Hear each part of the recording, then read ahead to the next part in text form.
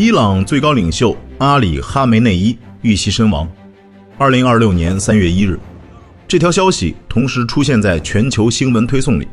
这一刻，中东安静了几秒，然后整个世界开始紧张。很多人第一反应是，会不会开战？会不会点燃中东？会不会把大国拖下水？但真正可怕的，也许不是战争本身，而是那条原本不能碰的线被踩过去了。国际政治里一直有一些默认的规则，有些人可以制裁，有些人可以威胁，但有些层级不能动。最高权力核心长期被视为禁区，不是写进条约里的禁区，而是几十年博弈形成的默契。默契一旦打破，问题就不再只是报复，而是所有国家都会重新计算。原来这一步也可以走。更危险的是，这种变化不会只停留在中东。如果连最高决策层都可能遭遇打击，那么所有国家都会开始重新划定自己的安全范围。今天是伊朗，明天会是谁？如果这种先例被默认，世界上很多长期被认为不能碰的人都会突然变成潜在目标。真正让人不安的并不是一次袭击，而是那条原本模糊但存在的红线突然消失了。改变世界走向的往往不是爆炸声，而是爆炸之后人们对边界的重新定义。如果你觉得这一幕来得太突然，那就必须把时间拨回到2020年。那一年，美国在巴格达发动无人机袭击，伊朗高级将领卡西姆·苏莱曼尼当场身亡。那一夜，全球媒体几乎都在重复同一个词：战争边缘。社交平台陷入恐慌，油价剧烈波动，股市跟着震荡。很多人都在问，中东是不是要失控了？事情看起来像是已经走到了悬崖边。伊朗随后进行了报复，导弹落地，局势一度紧绷到极限。可就在所有人以为冲突会继续升级的时候，它却停住了。战争没有爆发，局势停在悬崖边缘，世界松了一口气。但很多人忽略了一件更重要的事情，真正被改变的并不是战场，而是规则。那次行动向世界展示了一件事：主权国家的高级军事人物原来可以成为公开精准打击的目标。第一次突破永远是最难的，可一旦突破，而且没有带来毁灭性的后果，它就会悄悄进入未来决策的工具箱。这其实是国际政治里一个非常残酷的规律。很多原本被认为绝对不能做的事情，只要有人第一次做了，而且世界没有因此崩溃，它就会慢慢从禁区变成工具。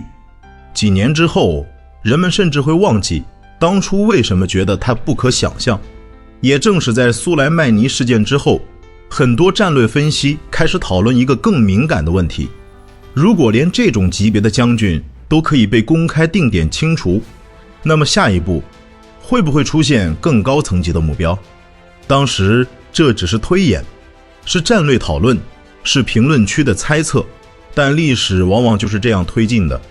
战争很少突然爆发，它更像是一连串边界测试的累积。每一次测试，如果代价被证明可以承受，下一次就会更大胆。而今天，事情已经走到了下一步。这一次，被推到聚光灯下的不再是战术层面的指挥官，而是权力顶端的人物。分量的差别就在这里。但如果只看2020年，你会误判这场冲突的深度。美伊之间的对抗并不是一夜之间形成的。1979年，伊朗爆发革命，亲美的巴列维王朝被推翻，美国在中东最重要的支点瞬间崩塌。随后，美国驻德黑兰大使馆被占领，52名外交人员被扣押整整444天。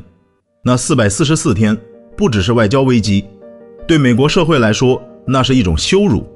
电视新闻每天都在播放同样的画面：被蒙住眼睛的外交人员被押送进大使馆大楼，美国国旗被降下，伊朗革命口号响彻街头。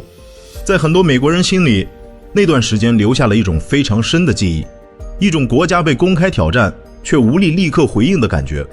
从那之后，美伊之间的关系就不再只是地缘政治问题，它开始带着情绪，带着历史记忆，甚至带着报复心理。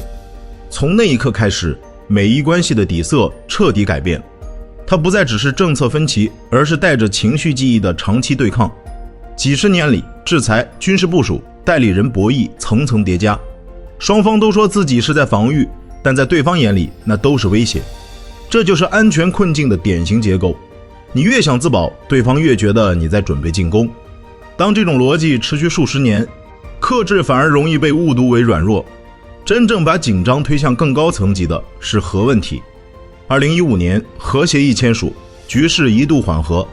2018年美国退出协议，认为限制不够严格，没有涵盖导弹与地区活动，信任下降，怀疑上升，谈判空间收缩。当信任减少，极端选项就更容易被摆上桌面。而这一次，桌面上的选项触及到了权力顶端。为什么这次不同？因为层级变了。打击一名将军，影响的是战术执行；打击最高领袖，触动的是国家方向。在伊朗的权力结构里，总统负责行政管理，但战略路线、军队高层任命、重大安全决策最终都掌握在最高领袖手中。这个职位不只是个人，而是一整套制度的核心节点。自1989年以来，哈梅内伊一直站在这个位置上超过30年。对外，它是伊朗路线的象征；对内，它是革命合法性的延续。所以当目标升级到这个层级，意义已经完全不同。这不是消灭一个人，而是触碰一个国家最核心的象征。问题来了，象征可以通过外部打击被改变吗？历史经验并不支持这种简单逻辑。很多时候，外部压力不会瓦解体系，反而会强化内部凝聚。当国家感到生存威胁，民族情绪会迅速上升，内部矛盾会暂时被压低。原本希望削弱对方意志的行动，可能反而激活更强硬的路线。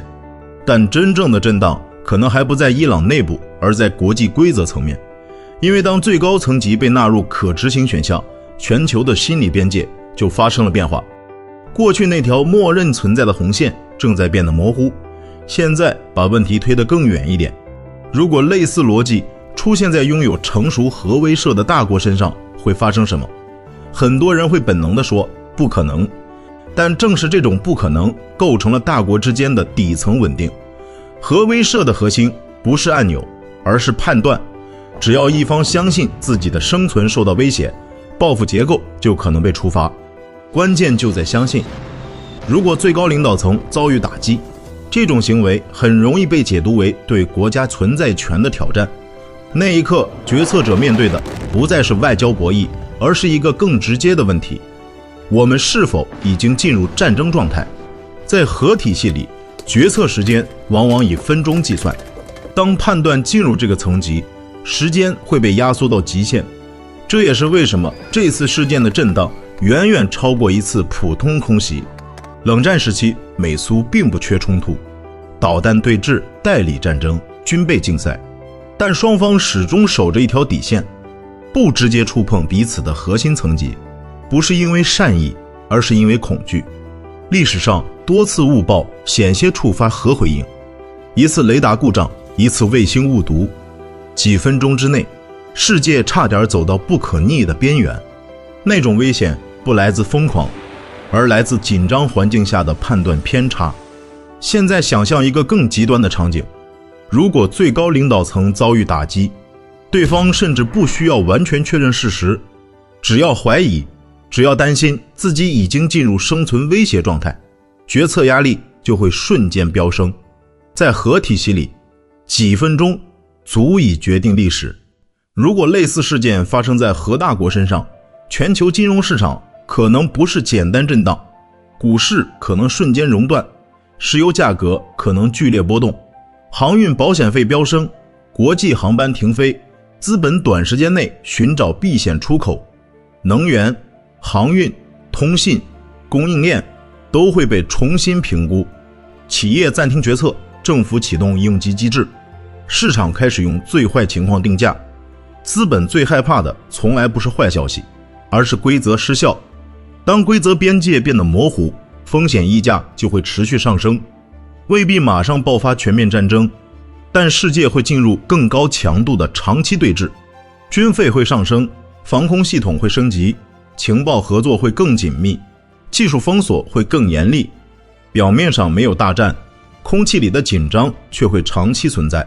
更值得警惕的是复制效应，一种行为只要被证明可以执行，它就会进入其他国家的战略工具箱，哪怕不立刻使用，它也会成为潜在选项。历史上很多曾被认为不可想象的行动，最终都变成了先例，而先例会悄悄改变底线。当最高权力核心不再绝对安全，国际政治的心理稳定性就会下降。红线后退一步，下一步在哪里？当边界被反复测试，克制会不会被误读为软弱？当公众情绪在社交媒体上迅速放大，决策空间会不会被压缩？强硬往往更容易获得短期支持，理性克制却需要更大的政治勇气。这或许才是最深层的变化。世界未必会立刻爆炸，但可能进入一种新的常态，高波动、低信任、强威慑，风险不再是偶发事件，而成为长期背景。走到这一步，局势其实已经不再局限于伊朗，而是指向了一个更深刻的命题。当最高权力核心都可以成为目标，我们是否还处在一个理性克制的时代，还是已经进入风险常态化的阶段？你更担心哪一种未来？是威胁被放任扩大，最终演变成更大的冲突，还是规则被一点点侵蚀，让世界失去可预期的边界？欢迎在评论区留下你的判断，因为真正决定走向的不只是军事力量，而是各国对代价的判断，以及我们每个人对风险的认知。当认知改变，世界的轨迹也会随之改变。好了，这里是井里蛙观天下，今天的内容就到这里，感谢收看，那我们下期再见。